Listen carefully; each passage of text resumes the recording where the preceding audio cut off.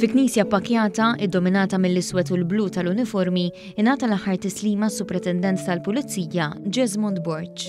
U ħalla din id-dinja aktar kmieni din il-ġimgħa fl-età ta' 52 sena wara battalja mal-marda tal-kanċer. Ma' tokki ta' 8:30 ta' filgħodu it-tebut bil-beritta fuqu li biha serva għal diversi snin inġar fuq l-ispallejn tal-uffiċjali li għal snin twal ukoll ħadmu miegħu fis-servizz. Uffiċjali għoljin fil-korp fosthom il-Kummissarju tal-Pulizija Angelo Gafà selmu għall-aħħar darba lis-Supretendent Borch fuq it-Tuntir tal-Knisja ta' Trinità Qaddisa fil-Marsa.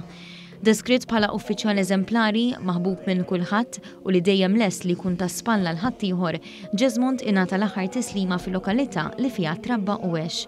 Fl-istess knisja li fiha fl-1994 iżżewweġ lil martu, Jesmond ġie deskritt bħala raġel li baqa' eżemplari sal-aħħar, speċjalment minn Mejju l-hawn, meta ħa l-aħbar li l-kanċer li kellu kien terminali.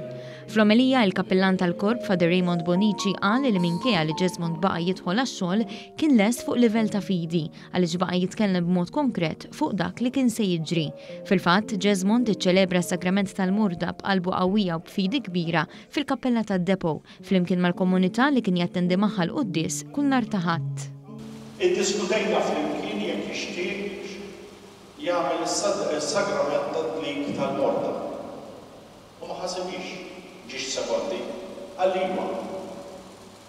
U ċelebrajna dan is-sakrament fil-kappella tal-Kwartieri Ġenerali fil-Quddisa tad-Disa tal-Ħadd, flimkien mal-komunità li regolarment jiġu jattendu għalija. Preżenti għall-funeral kien hemm il-Ministru għall-Intern Byron Camilleri. Fost l-eżiż li ħalla warajh hemm ommu, martu u tliet uliedu.